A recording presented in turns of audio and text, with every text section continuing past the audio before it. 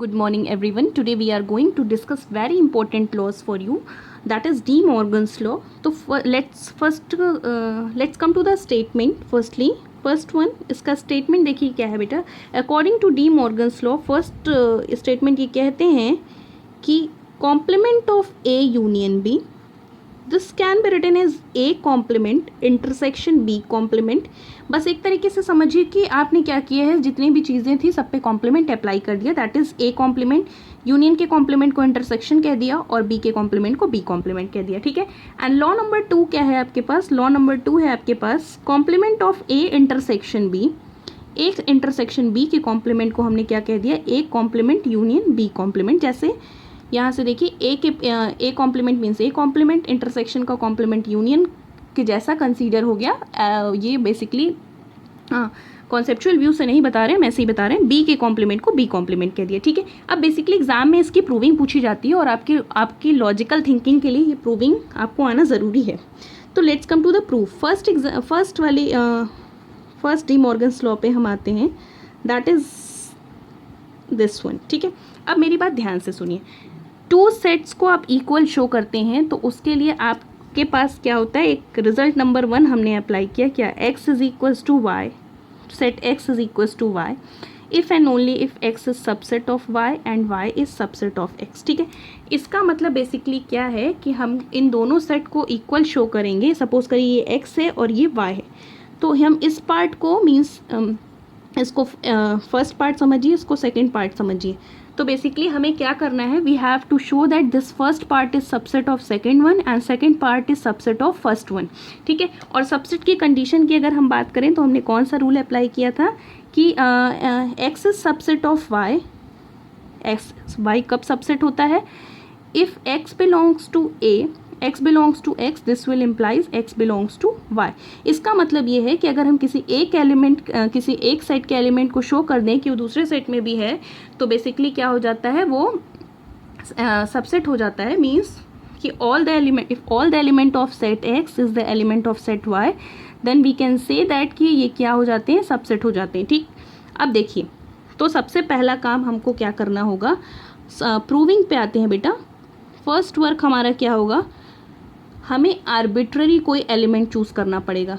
ठीक है. Let small x be an arbitrary element मतलब कोई भी एलिमेंट, कोई हमें स्पेसिफिक एलिमेंट नहीं ले रहे हैं, ये किसी भी एलिमेंट की बात हो रही है, सारे एलिमेंट्स की बात हो रही है. ठीक.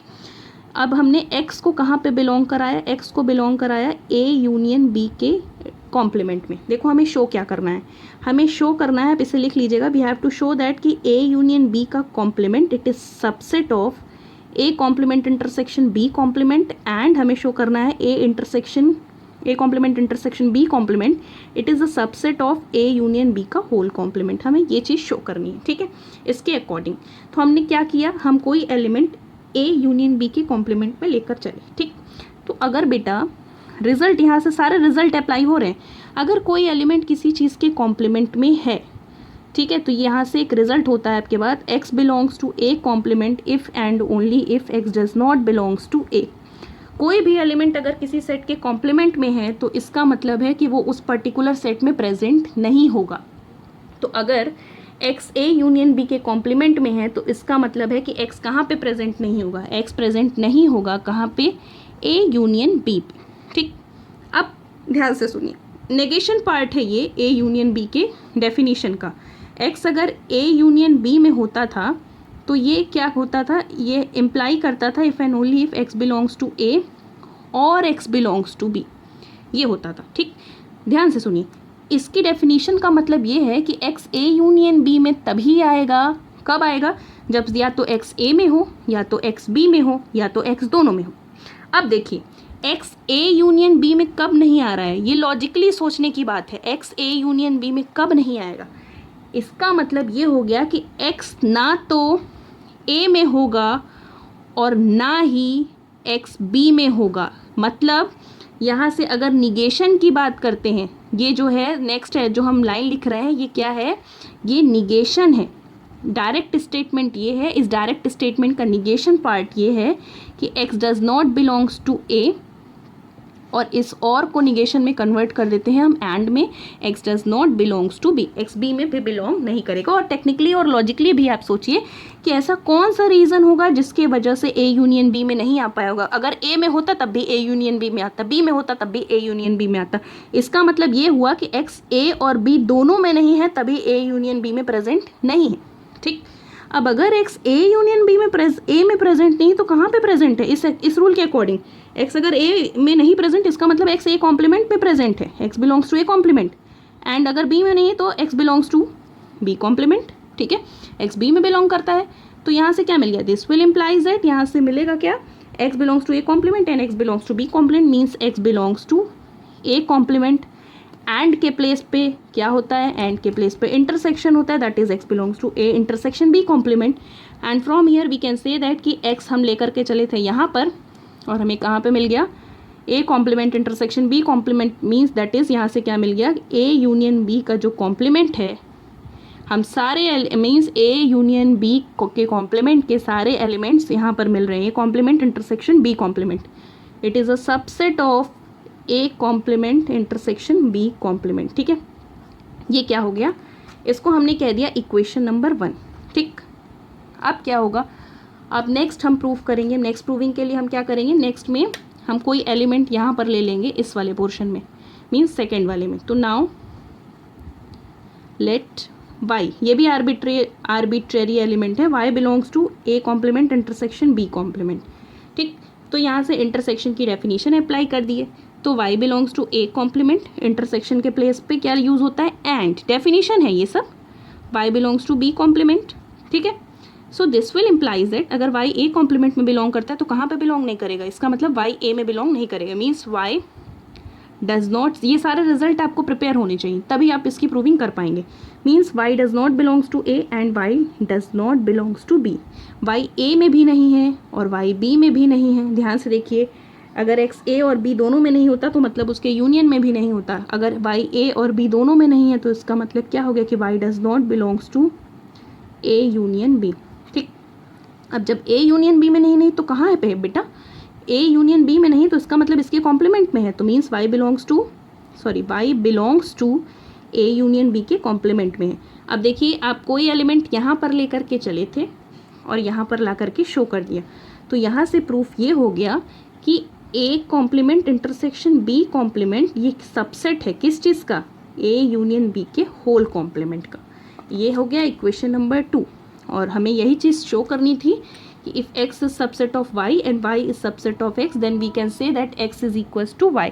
तो दैट इज़, यहाँ से हम कह सकते हैं देयरफॉर a यूनियन b का whole complement is equals to a complement intersection b complement. ठीक है, ये फर्स्ट प्रूविंग हो गई।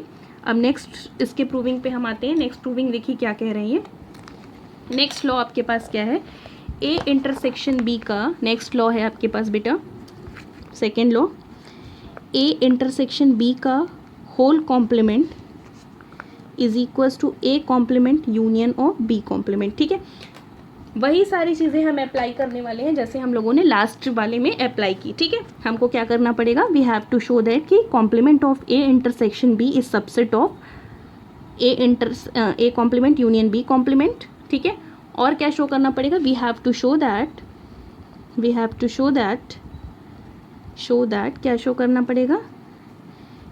a इंटरसेक्शन b का whole complement it is a subset of a complement union b complement and a complement union b complement it is a subset of a intersection b का whole complement. ये हमें show करना है। ठीक है, अब सारी चीज़ें आपको पता हैं। ठीक है, लास्ट वाले प्रूविंग से तो हम ले लेते हैं let any element x belongs to a intersection b का होल कॉम्प्लीमेंट। ठीक है, अगर कोई एलिमेंट किसी सेट के कॉम्प्लीमेंट में है तो उसका मतलब कि वो एलिमेंट कहाँ पर नहीं है? उस पर्टिकुलर सेट में नहीं है। हमने आपको बताया x belongs to a complement if and only if x does not belongs to a।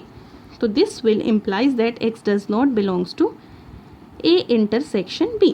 ठीक, अब अगर a इंटरसेक्शन b में नहीं है तो देखो, आप ऐसा a इंटरसेक्शन b का अगर डेफिनेशन याद करो तो क्या होता था? कि कोई भी एलिमेंट a इंटरसेक्शन b में कब आता था?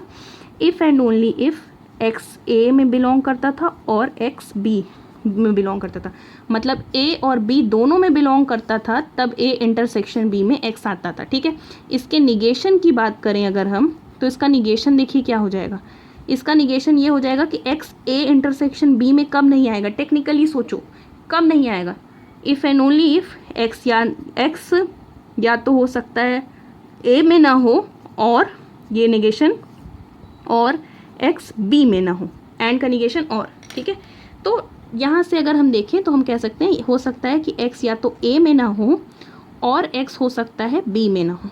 जब ए में नहीं है तो कहाँ पे प्रेजेंट है, जब ए में नहीं तो इसका मतलब कॉम्प्लीमेंट में है, और अगर नहीं बी में नहीं है तो कहाँ पे है, इसके कॉम्प्लीमेंट में है, और अगर यहाँ पर है तो इसका मतलब X belongs to A complement, और के प्लेस पे यूनियन और बी कॉम्प्लीमेंट, ये हो गया।